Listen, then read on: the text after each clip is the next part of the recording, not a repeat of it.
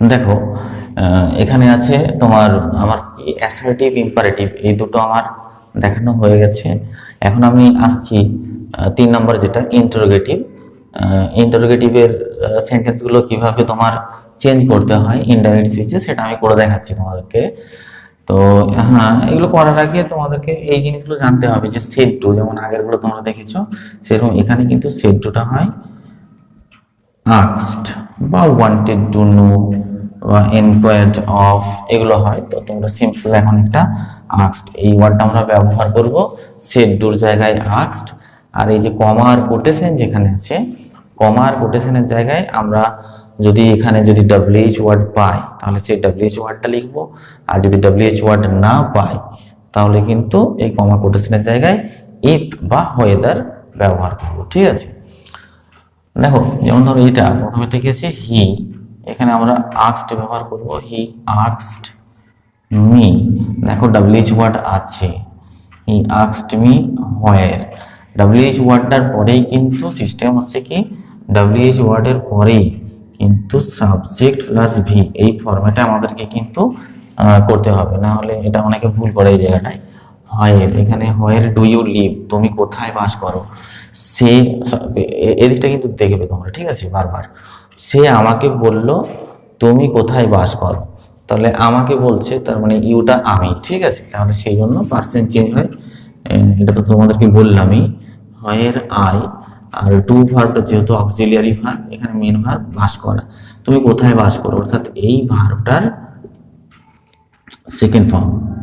কেন second form হচ্ছে তার কারণ হচ্ছে দেখো এটা 1 নম্বর টেন্স, আমাকে করতে হবে কত 5 নম্বর। এটা আমি তোমাদেরকে মানে দেখিয়েছি আগের ভিডিওতে, ঠিক আছে। 1 নম্বর যদি টেন্স হয় সেটা আমরা 5 নম্বর করবো। এই দেখো এটা সিম্পল প্রেজেন্ট টেন্স, এটা simple past tense. He asked me where I lived, সে আমাকে জিজ্ঞাসা করেছিল আমি কোথায় বাস করতাম। 2 নম্বর প্রশ্নে আসছি, দেখো টিয়া সেড টু মি, একই রকম আমরা করবো, টিয়া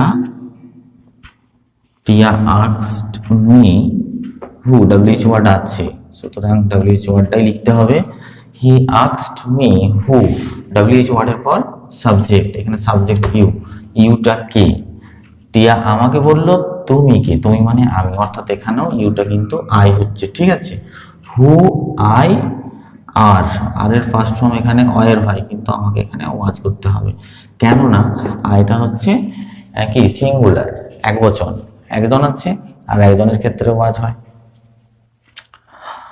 3 নম্বর দে সেড টু মি, একই সিস্টেম, এই জায়গাটা সোজা, দে আস্কড মি, এখানে দেখো WH ওয়ার্ড নেই, ঠিক আছে, কোটেশনের ভিতরে যে অংশটা আছে এগুলোতে ছিল, তাই এখানে যেহেতু নেই সেহেতু আমরা মাঝে এখানে ইফ ব্যবহার করব। দে আস্কড মি ইফ, তারপরে WH ওয়ার্ড বলো বা ইফ বলো, ঠিক আছে, তারপরে কিন্তু তোমাদেরকে এই ফরম্যাটটা করতে হচ্ছে, তুমি ইফ বলো বা WH ওয়ার্ড বলো, তারপর সাবজেক্ট, তারপর ভার্ব। দেখো ইফের পরে সাবজেক্ট, আর ইউ হ্যাপি, তুমি কি সুখে আছো, তারা আমাকে বললো তুমি কি সুখে আছো, তাহলে তুমিটা কি, তুমিটা হচ্ছে আমি।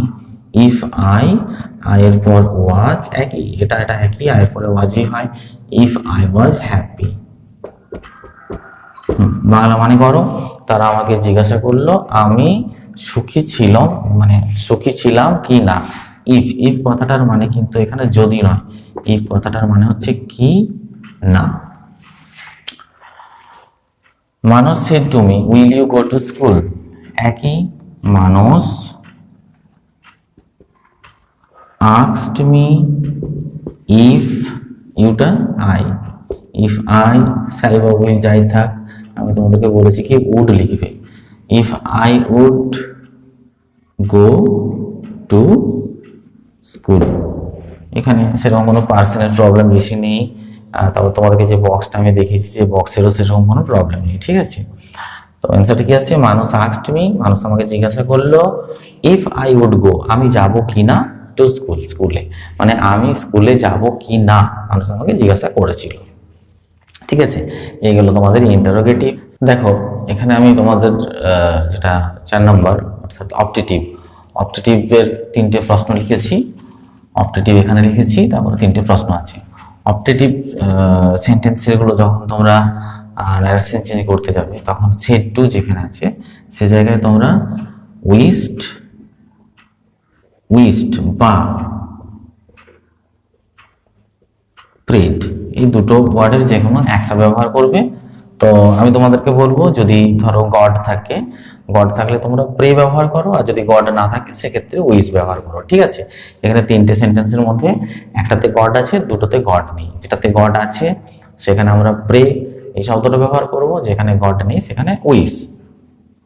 আর কি, আর মাঝে হচ্ছে তোমার দ্যাট হয়, আগেরগুলোর মতোই অ্যাসার্টিভের মতোই মাঝে যেমন দ্যাট, এখানে তোমরা দ্যাট ব্যবহার করবে। ঠিক আছে,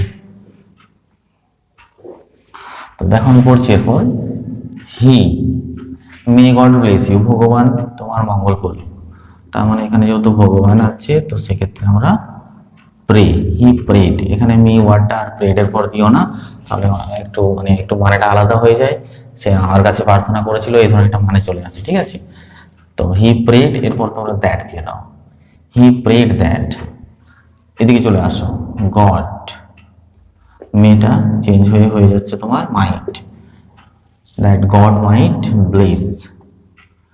আর ইউটাকে, এই ইউটাই তো মি, সে আমাকে বলেছিল ভগবান তোমার মঙ্গল করুক। তার মানে তুমি মানে আমি, অর্থাৎ এই ইউটাকে চেঞ্জ করে দেওয়া, এটা ইউটা এখানে মি হয়ে যাচ্ছে, মি।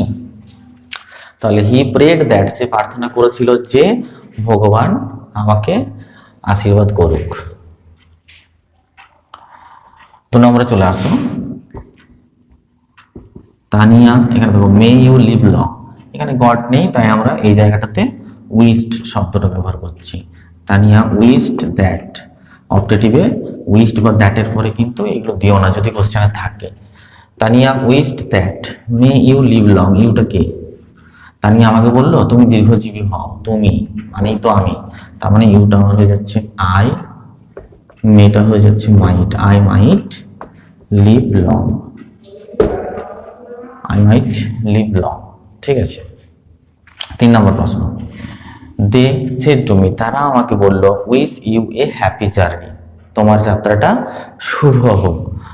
এটাও উইশ করছে এখানে। ঠিক আছে, গড নেই, তার মানে আমি এটা করতে পারি দে উইশড মি, এখানে মি দিয়ে দাও, দে উইশড মি এ, এখানে কারণ আমরা দ্যাট ব্যবহার করছি না, they wished me a happy journey, they wished me happy journey, এটা তোমরা নাও দিতে পারো। They wished me happy journey, তারা আমার মানে যাত্রার শুভ কামনা করলো, they wished me happy journey. তোমরা তাহলে অপটেটিভ গুলো এইভাবে করতে পারো, যে সেড টু জায়গায় উইশড বা প্রেড এবং মাঝে দ্যাট। ঠিক আছে, দেখো এরপরে এখানে আমি এক্সক্লেমেটরি সেন্টেন্সের 3টে প্রশ্ন লিখেছি। আর এগুলো কিভাবে করবে তোমরা, এগুলো তোমরা যেখানে সেড টু পাচ্ছ সেখানে তোমরা এক্সক্লেমড ইন অথবা উইথ। ঠিক আছে, আমি ইনেই লিখছি, ইন জয় অথবা সরো অথবা ওন্ডার, এই 3টের একটা, জয় অথবা সরো অথবা ওন্ডার। কারণ এক্সক্লেমেটরি সেন্টেন্স তোমার শোক না হলে দুঃখ না হলে একটা আবেগ প্রকাশ করে। তোমাকে সেন্টেন্সটা পড়ে বুঝতে হবে নিজের থেকে যে এই সেন্টেন্সটার মাধ্যমে কি প্রকাশ করছে ব্যক্তিটা, দুঃখ না মানে সুখ না দুঃখ নাকি কোনো আবেগ। আর বুঝতে পারার পর যেটা বুঝতে পারবে মানে আনন্দ হলে জয়, দুঃখ হলে সরো, আর যদি কোনো আবেগ প্রকাশ করে তখন ওন্ডার। দেখো আমি অ্যান্সারটা দেখো, দিলে হয়তো আরো বুঝতে পারবে। আমরা এখানে করবো কি, he exclaimed, he exclaimed me what a beautiful flower, কি সুন্দর ফুলটা। এটা দেখো একটা কিন্তু আবেগ প্রকাশ করছে, তাহলে আমরা এই ওয়ান্ডারটা নিচ্ছি। ঠিক আছে, he exclaimed me in wonder that, এখানেও দ্যাট হয়, মানে এখানে প্লাস দ্যাট দিয়ে দিচ্ছি। ঠিক আছে, that he exclaimed me in wonder that what a beautiful flower. আমরা এখানটা করবো দ্য, ফ্লাওয়ারটা সাবজেক্ট, দ্য ফ্লাওয়ার ওয়াজ দিচ্ছি কারণ পাস্টে আছে বলেই। The flower was very beautiful. The flower was very beautiful. এটার উত্তর আরো একরকম ভাবে করা যায়, যে তুমি মনে মনে ধরো এখানে ইট ইজ আছে, মনে মনে ধরো ইট ইজ, তাহলে it was a very beautiful flower. He exclaimed me in wonder that it was a very beautiful flower. তোমরা এই অ্যান্সারটাও করতে পারো, বা যেটা আমার বোর্ডে লেখা আছে এটাও করতে পারো। দুরকম ভাবে উত্তর করা যায়। 2 নম্বর প্রশ্নে আছে Riju shed to me how dreadful the night is. তো একই রকম ভাবে আমরা বলবো Riju exclaimed me how dreadful. এটাও কিন্তু একটা আবেগ প্রকাশ করছে, ঠিক আছে। Exclaimed me in wonder much that in wonder that the night was very dreadful, বা it was a very dreadful night. The night was very dreadful, রাত্রিটা খুব ভয়ঙ্কর ছিল। বা তোমরা মনে মনে ইট ইজ ধরো, ইট was a very dreadful night, এটা একটা ভয়ঙ্কর রাত্রি ছিল। দুরকম ভাবে কিন্তু উত্তর করা যায় এক্সক্লেমেটরি সেন্টেন্সের গুলো। They said to me alas we have lost the match. তারা বলল যে হায় রে, আমরা ম্যাচটাই বা আমরা খেলাটাতে হেরে গেছি। তাহলে এটা দেখো একটা দুঃখ প্রকাশ করছে। এখানে আমরা ওন্ডার না নিয়ে সরো এই ওয়ার্ডটা নিচ্ছি, ঠিক আছে। they exclaimed me in wonder that, exclaimed me in wonder that, যেহেতু দুঃখ প্রকাশ করছে সেক্ষেত্রে আমরা সরু ব্যবহার করব। SORROW। they exclaimed me in sorrow that, আমরা হেরে গেছি। আমরা মানে তারা বলছে কথাটা, তাহলে আমরা মানে এখানে তারাই। তাহলে they have টা হয়ে যাচ্ছে তোমার had, they had lost the match, they had lost the match, তারা ম্যাচটাতে হেরে গিয়েছিল। এই যে দেখো আমি তোমাদেরকে আবার সেই টেন্সের নাম্বারিং এর ব্যাপারটা বলছি। উই হ্যাভ লস্ট, এটা ক নাম্বার টেন্স? এটা হচ্ছে তোমার 3 নাম্বার টেন্স। 3 number tense. আর এটা ক নাম্বার হবে বলেছিলাম? 3 নাম্বারটা হচ্ছে 7 নাম্বার। এই যে দেখো they had lost 7 number tense. 3 number হচ্ছে প্রেজেন্ট পারফেক্ট, 7 নাম্বার হচ্ছে পাস্ট পারফেক্ট, ঠিক আছে। এই গেল তোমাদের তাহলে ন্যারেশন চেঞ্জের যে মানে 5টা সেন্টেন্সের উপর ন্যারেশনগুলো কিভাবে করতে হয় এই দুটো ভিডিওতে পুরো ইন ডিটেল আমি দেখিয়েছি। তবে একটা জিনিস কি বলতো, এগুলো হচ্ছে কি এটা মানে প্রথমে শেখার যে সমস্ত কোয়েশ্চেন সেরকম কোয়েশ্চেনগুলো আমি দিয়ে তোমাদেরকে দেখিয়েছি। এর থেকে কিন্তু আরো জটিল বা কোয়েশ্চেনগুলো একটু ঘুরিয়ে ফিরিয়ে দিতে পারি, ঠিক আছে। সেক্ষেত্রে ঘাবড়ানোর কিছু নেই, সেটার জন্য প্র্যাকটিসের দরকার আছে। এটা বলতে পারি কি একটা যে বেসিক জিনিসটা আমি তোমাদেরকে বলেছি। এরপরে দেখো প্র্যাকটিস তো আছেই, বিনা প্র্যাকটিসে তো আর ভালো একটা জায়গায় বা ম্যাচিউর হওয়া যায় না, তাই না? ঠিক আছে।